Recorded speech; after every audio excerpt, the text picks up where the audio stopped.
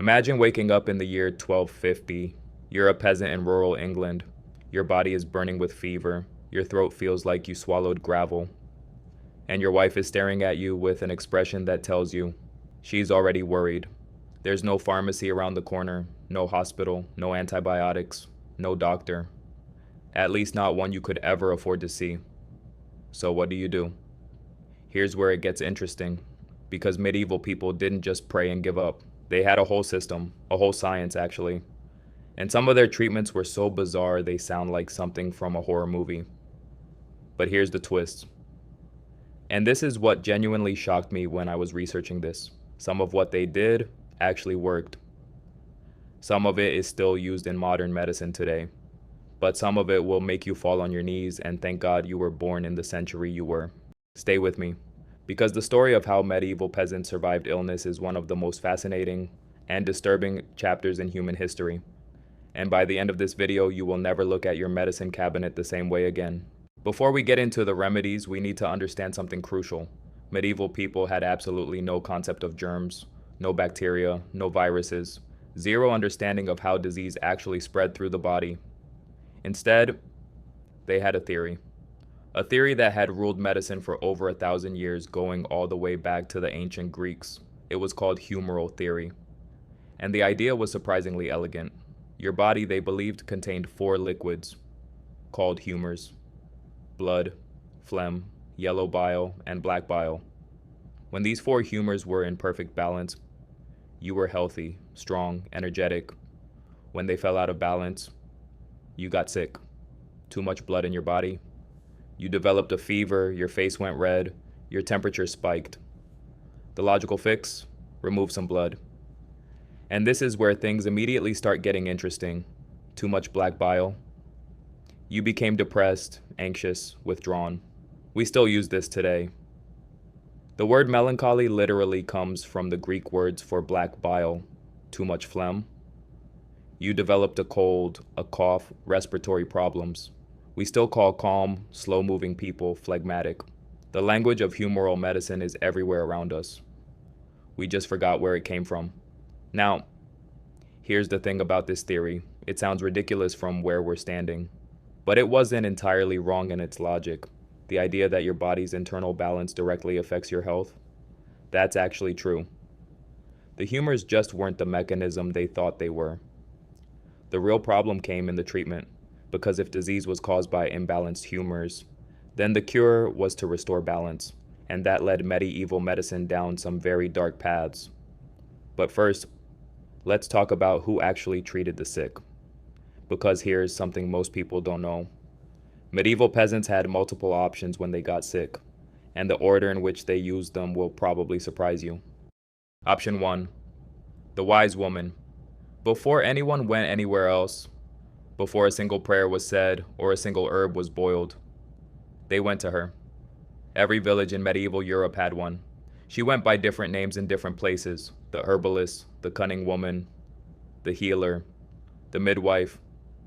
Centuries later, many of them would be called something else entirely: witches. But that's a story for another video.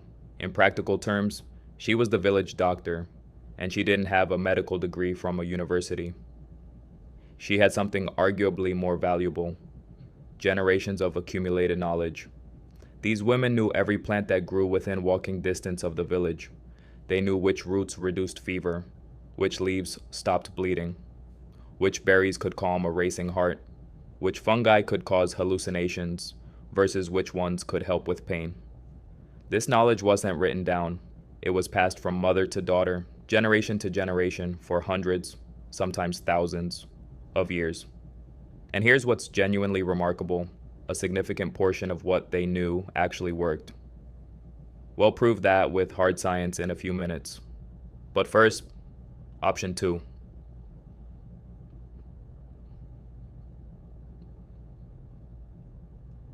Option 2, the church.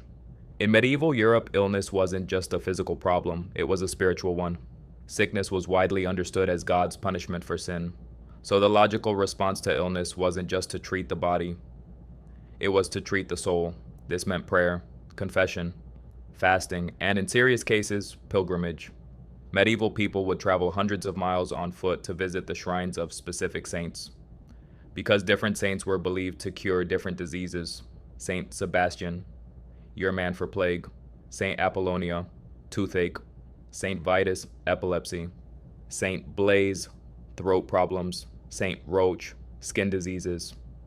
At these shrines, sick pilgrims would pray, leave offerings, touch holy relics, and sometimes sleep on the floor of the church overnight in a practice called incubation, hoping for a healing dream. And sometimes they got better. Now, before you dismiss this entirely, there's a fascinating explanation that has nothing to do with miracles. Walking hundreds of miles forces your body into intensive physical movement. You're breathing fresh air, leaving behind the filthy, disease-saturated environment of your village. You're eating a simple, clean diet. You're drinking from fresh water sources. You're getting sunlight. The pilgrimage itself may have been genuinely therapeutic, not for spiritual reasons, but for purely physical ones. Getting out of the disease environment, hydrating properly, getting exercise. Medieval people stumbled onto something real. They just explained it wrong, but then there was option 3, and this is where things get genuinely dark. Option 3, the barber surgeon. You know the red and white stripe pole outside a barber shop? The red stripe represented blood. The white stripe represented the bandage. The barber surgeon didn't just cut hair. He performed bloodletting, pulled teeth, set broken bones, lanced infections, stitched wounds, and, in extreme cases, amputated limbs. All with the same set of tools, often on the same day. His most famous treatment, the one prescribed more than almost anything else, was phlebotomy, bloodletting. The logic was simple. If you had too much blood, and excess blood was blamed for fever, headache, inflammation, and dozens of other conditions, you opened a vein and let some out. Sometimes he used a blade. Sometimes he used leeches, placed directly on the skin to draw blood from delicate areas. The problem? People were already weak from illness. Removing significant amounts of blood made them drastically weaker. In many cases, it accelerated death. The most famous victim of bloodletting wasn't a medieval peasant at all. It was George Washington, who in 1799, had somewhere between 5 and 7 pints of blood removed over a single 12-hour period to treat a throat infection. He was dead within 24 hours. Bloodletting was still being practiced in the United States in 1799. Think about that. But bloodletting wasn't even the most dangerous thing available to sick medieval people. Not close. Now, here's the thing.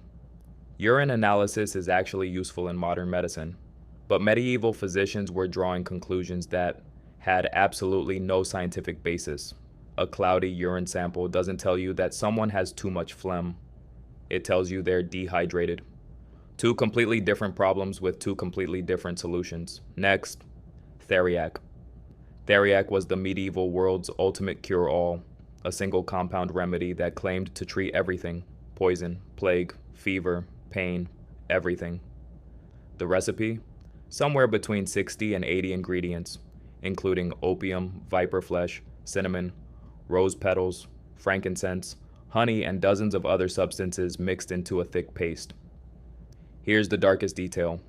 The best theriac was supposedly aged for 12 years before use. Physicians would sell vintage theriac at enormous prices. Rich merchants and nobles paid fortunes for it. Did it work? Well, the opium in it certainly reduced pain. The honey had genuine antibacterial properties, but as a cure for plague, absolutely not. As a specific treatment for anything? No. But this wasn't unique to medieval Europe.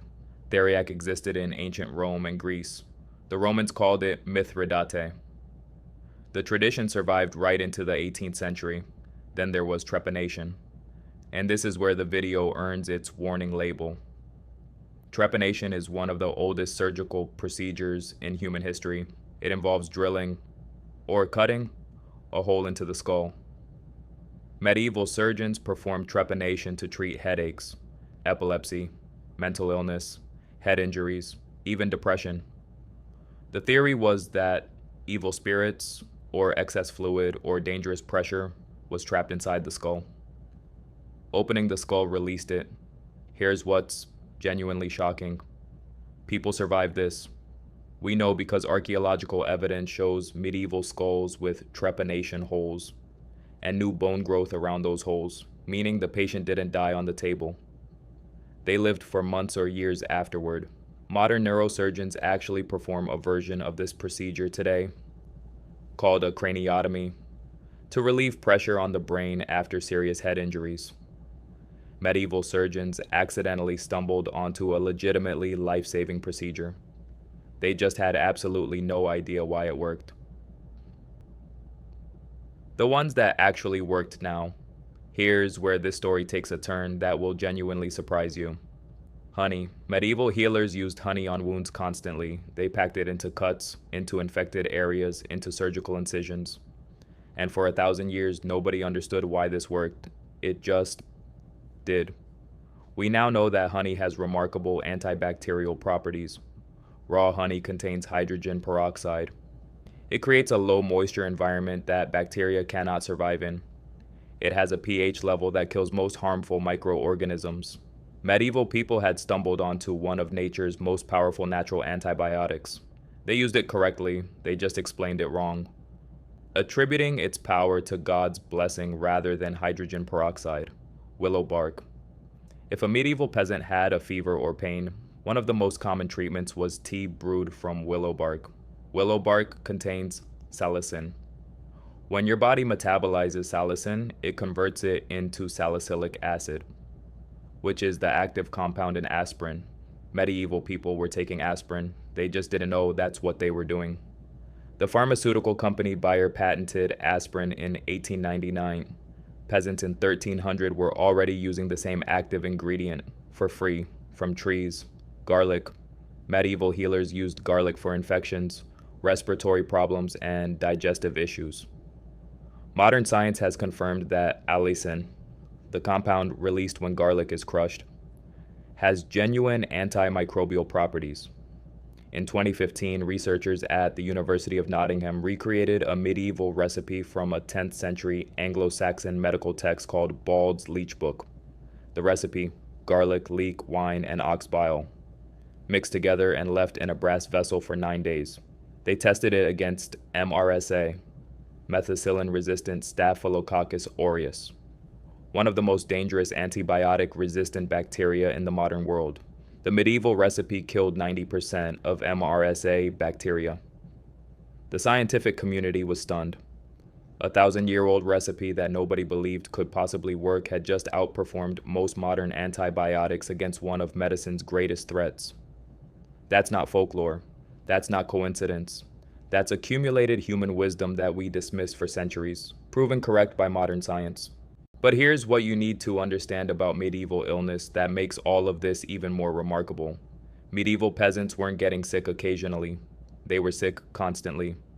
Let's talk about what their daily environment actually looked like. Their homes, called crofts, typically had 1 or 2 rooms, no windows, a hole in the roof for smoke ventilation, packed earth floors, and sharing that space with them, their animals, chickens, pigs, sometimes a cow. Living inside the house, especially in winter, because the animals provided body heat. And because if you left them outside, they'd freeze or be stolen. This meant the floor was covered in animal waste. The air was thick with smoke, animal dander, and airborne bacteria. Multiple family members slept in the same bed, including children, grandparents, sometimes neighbors. The water supply came from wells that sat dangerously close to latrines and animal pens. Cross-contamination was constant, invisible, completely unavoidable.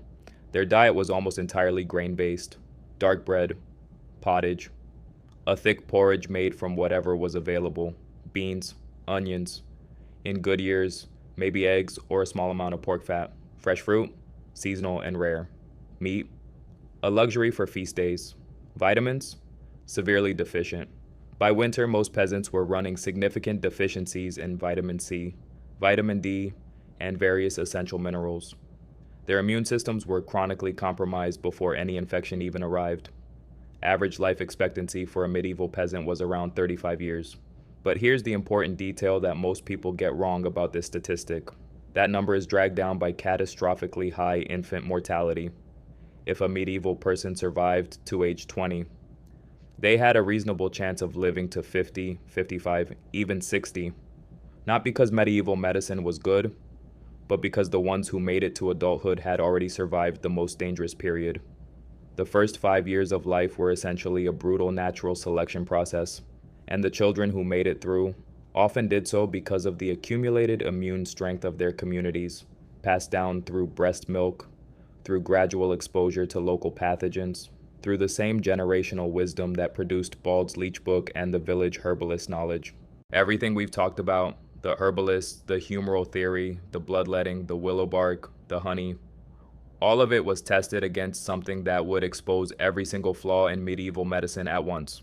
The Black Death arrived in Europe in 1347, and within 4 years it had killed somewhere between 30 and 60% of the entire European population, between 25 and 50 million people. Every single treatment was tried, and every single treatment failed. Bloodletting? The physicians bled their patients, people died faster. Prayer and pilgrimage? The Pope declared jubilee. The plague kept coming. Theriac? Wealthy merchants paid fortunes for the aged paste, they died anyway. Burning aromatic herbs to clean the air? The miasma theory, the idea that bad air caused disease, led physicians to recommend inhaling strong scents to block out the dangerous air.